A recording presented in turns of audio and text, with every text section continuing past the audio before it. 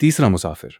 Elena एक संग्रहकर्ता आर्किविस्ट थी जो 1800 के दशक की पुरानी तस्वीरों को सहेजने और उन्हें व्यवस्थित करने का काम करती थी।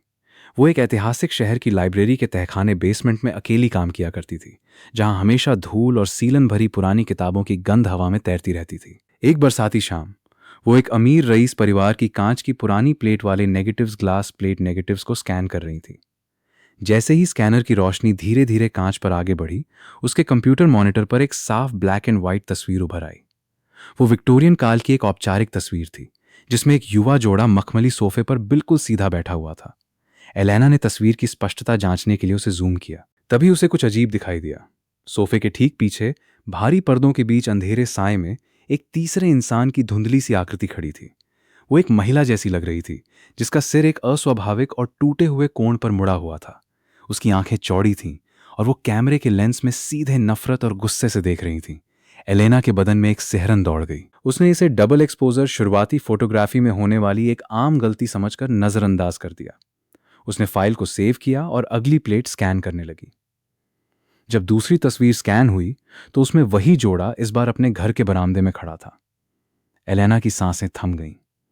उनके पीछे खिड़की के कांच के काले अक्स में वो मुड़े हुए सिर वाली आकृति फिर से मौजूद थी, लेकिन इस बार वो कांच के और भी करीब आ चुकी थी। एलेना की गर्दन के पीछे एक अजीब सी गर्माहट महसूस होने लगी, जैसे कोई बहुत करीब खड़ा हो। उसने डिब्बे में से आखिरी प्लेट उठाई।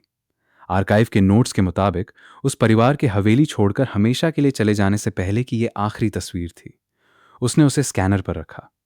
स्कैनर की लाइट एक हल्की आवाज के साथ कांच पर घूमने लगी। स्क्रीन पर तस्वीर आई। वो जोड़ा वहां नहीं था। तस्वीर हवेली के अंदर के एक खाली अंधेरे गलियारे की थी, लेकिन फ्रेम के ठीक बीच में वो टूटी गर्दन वाली महिला खड़ी थी। इस बार वो बिल्कुल साफ दिख रही थी। उसकी त्वचा किसी लाश की तरह सफेद थी और उसकी उंगलियां सामने की तरफ फैली हुई थीं, जैसे वो कैमरे के लेंस के अंदर से बाहर आने के लिए उसे दबा रही हो। अचानक बेसमेंट की लाइटें टिमटिमाईं और पूरी तरह बुझ गईं।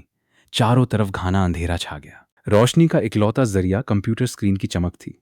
एलेना का दिल सीने में हथौड़े की तरह थिरक रहा था और वो टकटकी लगाए स्क्रीन को देख रही थी। तभी मॉनिटर पर दिख रही डिजिटल छवि हिलने लगी। पिक्सल्स की आवाज तेज होने लगी, जो किसी के हांफने और घिसटने जैसी लग रही थी। उसी पल घने अंधेरे बेसमेंट के पिछले हिस्से से एलेना की मेज की तरफ आते हुए भारी कदमों की आवाज गूंज उठी। एलेना खौफ के मारे जम गई। हिलने तक की हिम्मत उसमें नहीं थी।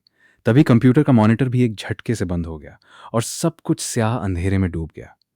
उस सन्नाटे में ठीक एलेना के कान के पास एक ठंडी सांस महसूस हुई, जिसने उसके बालों को हिला दिया और एक गीली फटी हुई आवाज फुसफुसाई, मुझे बाहर निकालने के लिए शुक्रिया। अगर कहानी पसंद आई हो तो चैनल को सब्सक्राइब और वीडियो को लाइक जरूर करें।